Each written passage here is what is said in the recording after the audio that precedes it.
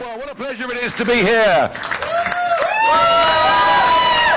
in the North West Essex constituency, which just, well, some may say by sheer coincidence, but it's not, happens to be the constituency of the leader of His Majesty's loyal opposition, Kemi Badenoch. And that's why I'm here, and I'll tell you more about that in a moment. But first, of course, just have a think about this. Something truly extraordinary is happening out there. Something remarkable, something historic, something everybody thought was literally impossible. A new political party that started off 7 months ago with no representation in Parliament whatsoever, that made its first big step on July the 4th last year with 4.1 million votes and 5 seats, and everyone said, well, that's it. They can't possibly go any further. And here we are this week with 7 opinion polls showing that we now are consistently 3 points ahead of the Conservative Party and just a point or two behind the Labour Party, and we are achieving something. We are achieving something that is quite remarkable. And we've been riding a bit of a wave. And you know what? If we keep riding that wave a bit more, we really will surprise everybody come that next general election when we win it. Now, it is the 5th anniversary of Brexit, and of course I'm quite used to fighting against the odds. Indeed, for much of my political career and many of those long years that I spent in Brussels and Strasbourg, everybody said to me, you're wasting your time. You'll never get anywhere.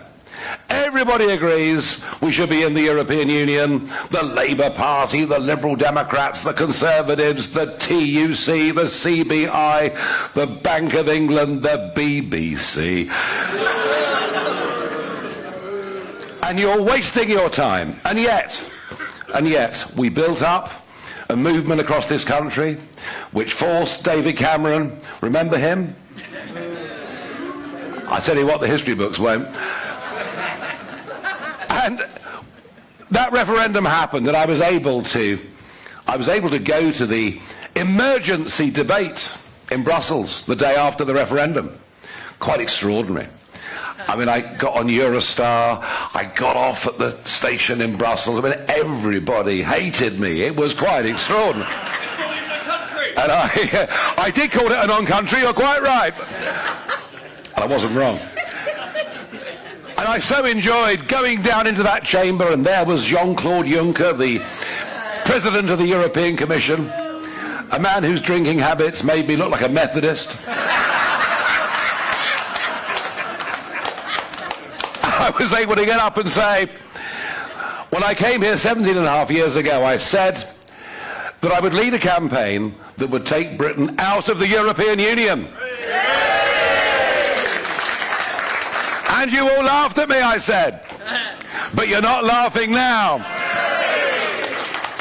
And it's the same this time. Everyone says we can't do this because it's impossible. Because it's never been done before. Because how can you go from 5 seats to winning a majority? And my answer to that is very simple. Something remarkable is happening in our country. We have lost faith with our political class. We know whether it's Labour or Conservative, we're pretty much getting about the same. And it will let us down again and again. And I think as far as I'm concerned, people know I've been warning for over 20 years that our immigration policies would not just devalue the quality of life of everybody in this country, and by that I mean housing, GP access, traffic on the roads, but would also lead to huge divisions in our society. I've been consistent and clear, along with my colleagues, that the lunatic net zero policies set up by the Conservative Party, now being followed by that fanatic Ed Miliband, doesn't believe in God, so he has to believe in something, and it seems to be it's climate change. And people know we've been right on issue after issue after issue. And I think also we're beginning to see a wave that is crossing the Atlantic from the east coast of America, where Donald Trump, standing on a platform, many of whose policies were not dissimilar to what we put to the British people in that contract last July, has won this incredible victory and got off to the most amazing start. And even those people that don't like him say, you know what, he gets things done. And the confidence in us that is growing is people say the kind of folk that are standing and representing reform have actually had jobs. Can you believe it? I mean, very few people in politics have had jobs, including the entire front bench, not one of whom has ever set up or worked in a private business. And people look at us and say, like Trump, these people will get things done. And believe me, we will. This is not just going to be an earthquake in British politics. This is going to be the biggest historical political change this country has ever seen. Now, at this moment 5 years ago, I was getting ready to go to Parliament Square, where Richard Tice and I had organised the big rally, and about 100,000 people turned up. It was an amazing event, and as the clock ticked down to 11 o'clock, I had the honour of counting down 10, 9, 8, 7, 6, push. And the joy in the crowd was incredible. We'd achieved something remarkable. It was the greatest constitutional victory against the establishment seen for many centuries in Britain. It was amazing. And yet, where was Boris Johnson? In 10 Downing Street, rather pathetically banging a gong. And do you remember the faces of Michael Gove and Boris Johnson the morning after the referendum? They looked in total shock. They didn't really want to leave the European Union. It was all a game about who leads the Conservative Party. So 5 years on, I'm asked, inevitably, has it been a success? No. Well, look, constitutionally, it is a success. We are out, and we will not be rejoining. That's important. That's fundamentally important. And I think in terms of foreign policy, we stand far taller on the world stage with Brexit than we ever did before. The nuclear submarine deal that we've done with the Americans and Australians wouldn't have happened as EU members. The lead we took over Ukraine, whether you agree with it or not, was not something we could have done under a common European foreign policy.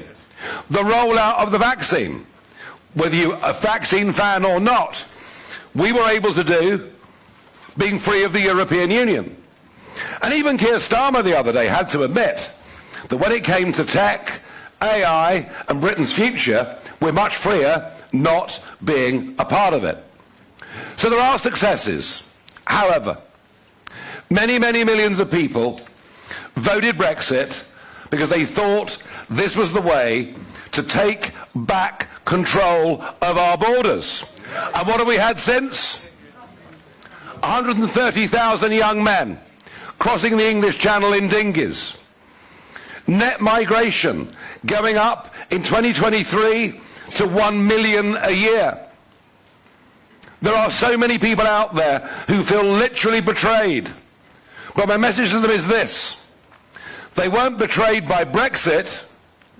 They were betrayed by a Conservative government elected on the back of Brexit with considerable help from myself, who never ever believed in it in the first place, who never really intended to deliver lower numbers coming into our country, and who thought they could get away with it. Well, folks, I'm back, and they won't get away with it. And frankly, they should never be forgiven for what they've done. And equally, millions of people out there working in business, some self-employed, some with their own businesses as directors, others working for companies. I can tell you that in every sector, from financial services through to fisheries, we had a realistic expectation that outside of the European Union, many of those crackpot rules would be removed. There'd be a simplification of the rule book. And actually, in many industries, things are worse than they were at the time. Brexit was the right thing to do. Getting back our sovereignty, control of our nation, of course was the right thing to do. I look at the state Europe's in, and you think things are bad here, you want to cross the channel. And I know we've done the right thing. But to actually deliver what people wanted, we need a political party in government that actually believes in Brexit and will keep the promises that were made to the British people, and that party is Reform UK.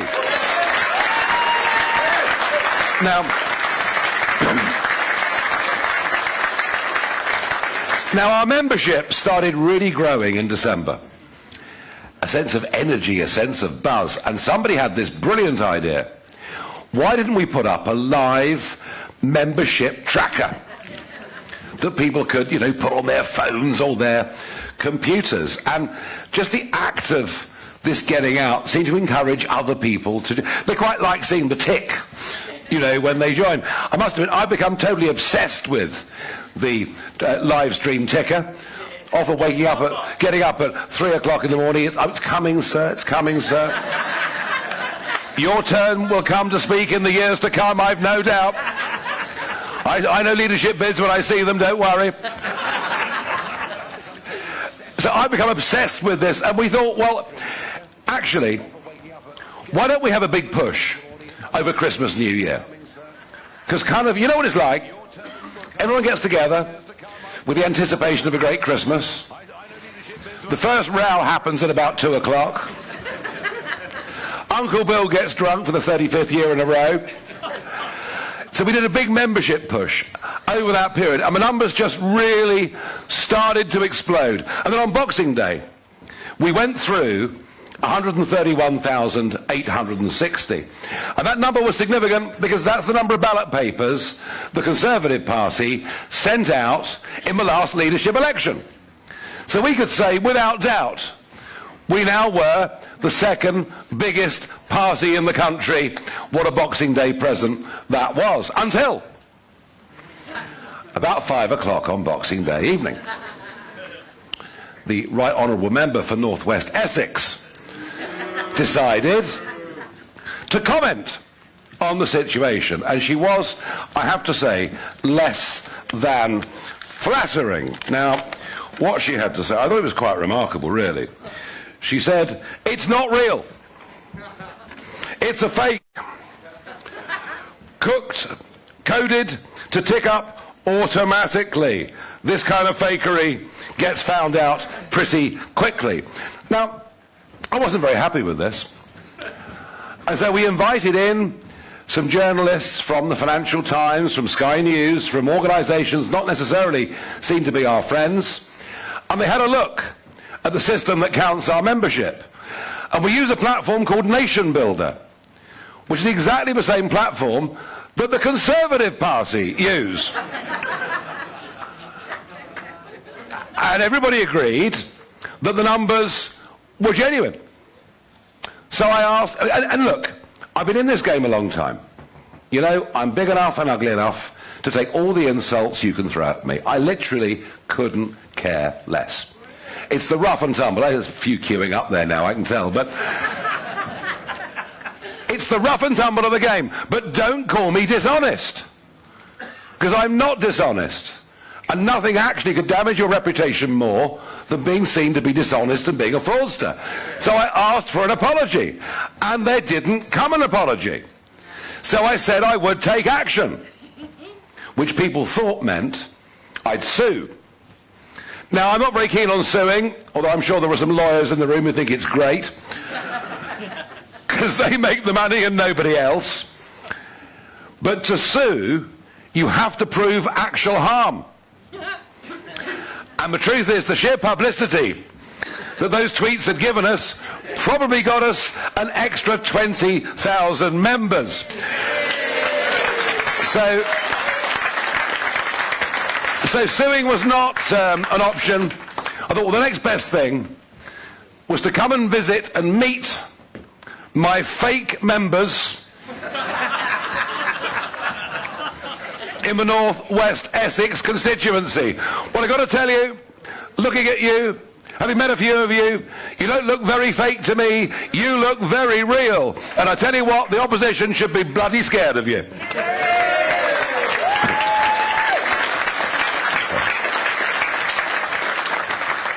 So we've got county council elections coming up on May the 1st in Essex, or do we?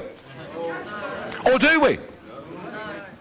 What I do want to say, and thank you for coming along on a Friday night in such numbers from this area, but what I do want to say is we do need more men and women to come forward to stand as candidates for local council and for government at whatever level. And after this event there'll be tables outside where you can express an interest, and we will vet you, which we didn't do terribly well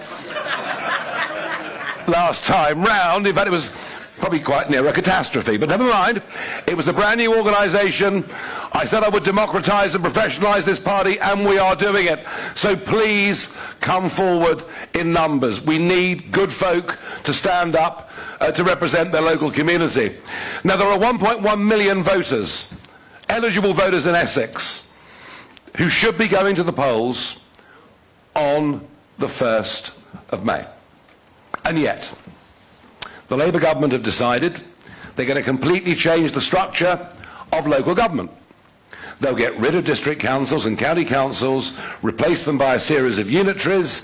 Essex will have between 3 and 5 unitaries, and then a mayor will be over the top of all of it.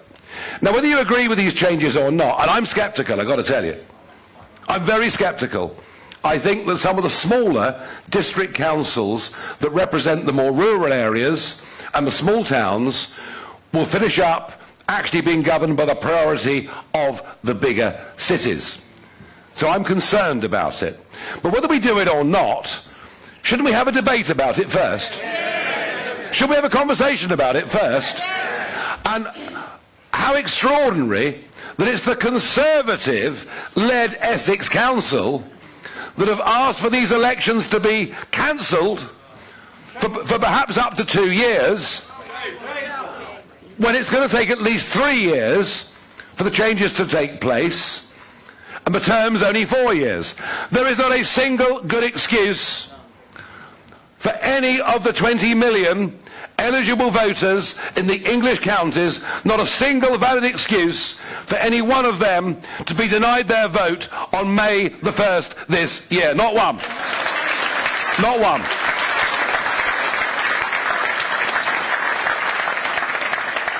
The rumour is up to 10 million people may be denied the vote. We don't know. The decision will come on Monday or Tuesday. We in Essex and elsewhere are readying ourselves to fight those elections. If they're cancelled here, we'll fight them hard elsewhere. We have a petition up and running saying come and sign it, and within 24 hours 160,000 people have signed it. We'll find out more nearer the time, but honestly, I thought only dictators cancelled elections. And why are they doing it? Why are they doing it? Because they're scared out of their lives of what reform is going to do at the ballot box on May the 1st.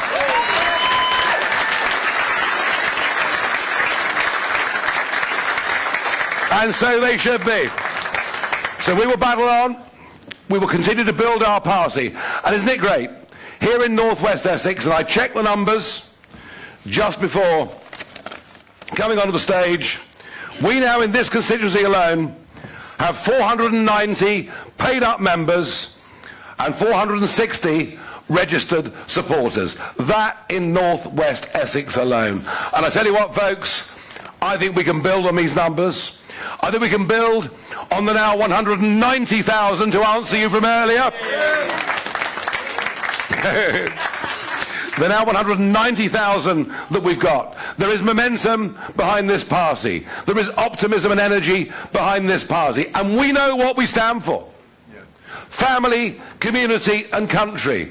They were the words that came into my mind as I travelled up to London in the car on the 3rd of June last year. As I was about to go on stage and end my happy life, my early semi-retirement, and to throw myself back into the political scene. I thought to myself, why am I doing this? What are the things that matter to me? And I think family, community and country doesn't just sum it up for me, I think it sums it up for virtually all of us in this nation. And we've had enough of weakness, gutlessness. We're sick of the education system poisoning our kids.